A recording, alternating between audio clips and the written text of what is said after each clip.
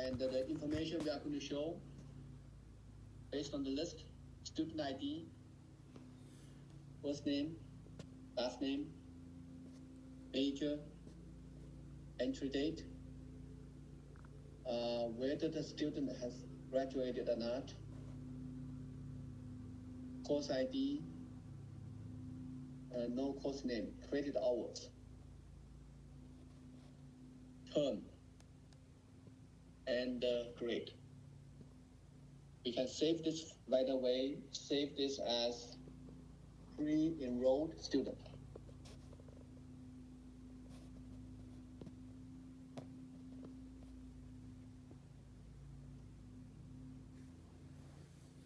Okay.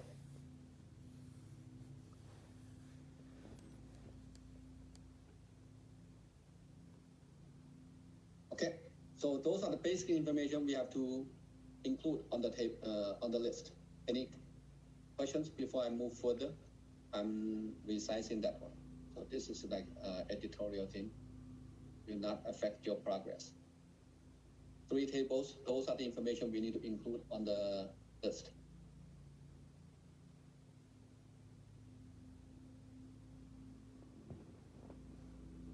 Okay, next one, we are going to show the 2 pieces information. I'm going to say in the next available field, right click, go to build. And here we are going to enter, find out the course taken year. This portion relatively straightforward. We had this before. We simply need to go to functions, built-in function, MID, $sign,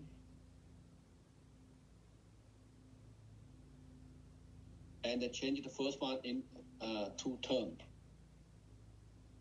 We did this a moment ago. Yes, here is the repeat. Will you explain that one more time, please? What's this? I'm on Expression Builder, but I don't know what you just did to get that. Oh. Could you click functions and the plus button? Right, we under build, we choose, because this is a built-in function, so we open this one.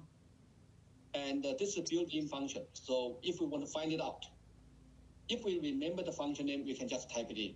If we don't remember the function name, we open functions and then find out built-in functions. And from here, we can find out all the built-in functions for Microsoft Access. And then we move down this because listed in alphabetical order because we know the function name. We choose MID, $sign. Is this your question? Yeah, thank you. You're welcome. So double click and change this one to term 1, 4, and delete the remaining unnecessary information or just replace. And this helps us identify the year information that the course has been taken. But normal case, that's done. In this case, we have to put the cursor before MID, type in CINT, open parenthesis, and close parenthesis. What does CINT mean? So let's go to CINT. It's here. So it will convert an expression to an integer because we identified the year information in a text format. Now we are convert this like 2020 from text data type to integer data type. CINT, that's the function. So I'm going to wait here until you get all this information. Actually, this time, the major part is the CINT and also the matching information is here. open parenthesis, CINT, open parenthesis, MIT $, open parenthesis, term, open bracket, term, close bracket, 1, 4, 2, closing parenthesis. Okay, they have the match. Okay, now I'm back here. So click OK. And replace express 1 to course year or C year, course taken year, CT year. Okay, that's my own label. Course taken year. Save. So any questions for this one? I try to find out which year the course has been taken. That's the purpose. Now, next one, I'm going to continue. Go to next field. Right click. Go to build again. This time, if I can remember this, I can simply type in year. Okay, year information. But this time, I like to find out from where I get the year information. I need to have a date information. The date information from our, you can go to our database. Next one. Go to our query. And pre-enrolled student. Here you have an entry date. That's what we need. From the entry date, I will be able to find out which year the student entered to the university or officially enrolled to the university. So while you are catching up, basically that's the information I entered to here. Year, open parenthesis, bracket, entry date, close parenthesis, close bracket, close parenthesis. Okay, the information I entered. Explanation. I put two screens side by side so that you can use this as a reference. And the other way, I missed that one. Yeah. This time, I opened our database file. And then I clicked queries. And then choose the query we are just building, pre-enrolled student. Once I checked this one, all the attribute included on this query has showed up in this list. I picked up entry date. That's what I did.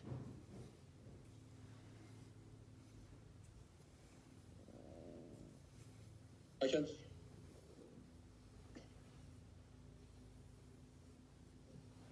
If you don't have this saved, you go to tables. You go to student, and then go to entry date. That's another way of doing this. If you have not saved this query yet,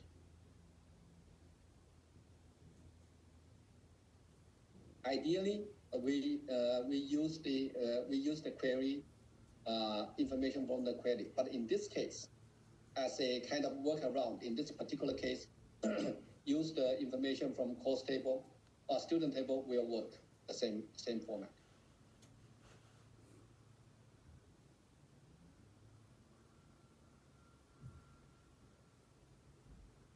Okay, so it seems any hands? No? Okay, so it seems I'm okay, so I can continue.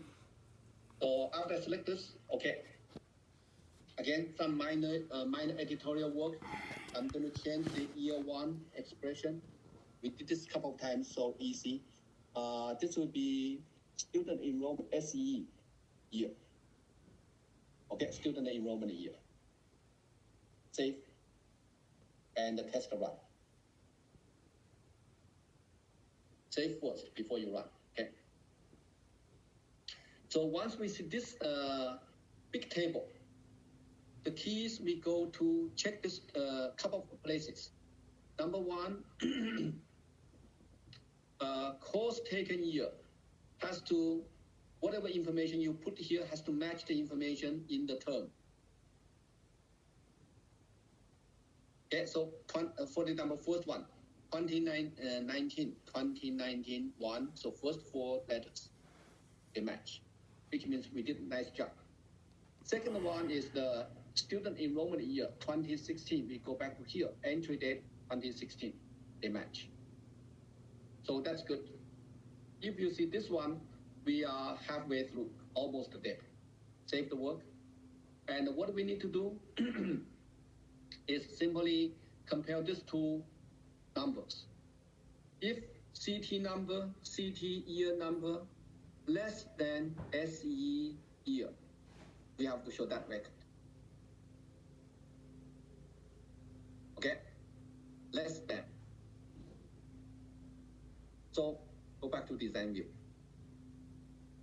So this is the course taken year. So if I copy year from here and I paste it in the criteria portion, I say if the course taken year is less than year the student enrolled. Because a moment ago we proved this function works, and this function picked up right information as year information. So right now I use this as a criteria. This criteria is not a number anymore, it is a function. But I put this function here in the course taken year column, in the criteria section. This one tells I only want to show those records. Course taken year is less than student enrollment year, which means earlier than student enrollment year. And also that's the information I like to find out. Okay, save the work. I'm going to stay here until you catch up the operation. Simply copy the formula we used here because moment ago we proved it was correct. And now we put it here. And we put a less sign here.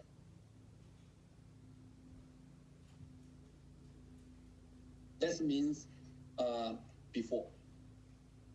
Now I'm going to check to see whether we have any ascending, descending. No, for this one, no, this kind of requirement. And seems, let me double check. Any hands? No. So save and run. Okay. So this is the information we have. And quick check, course taken year less than student enrollment year. For those courses, okay, not every courses. Some students, they may take some courses before they officially enrolled to the university, and some courses after. We only show those records has been, only show those records that course has been taken before the student enrolled. So they match. But eventually, once we proved this one, we don't need to show this. So only show up to whether the student is graduated or not, only up to grade, so up to here. So this 2 years, we don't need to show. So go back to design view, uncheck these 2 boxes. Keep them there, but uncheck these 2 boxes. And save it again, and then run. And in this case, you have to go to here to do the comparison. Okay. A moment ago, we make it explicit, now implicit. But still correct. So this is 5-5.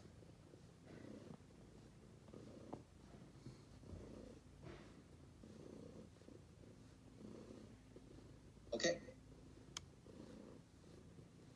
So save the work. I'm going to continue. If no, continue with this one. So we are getting to 4.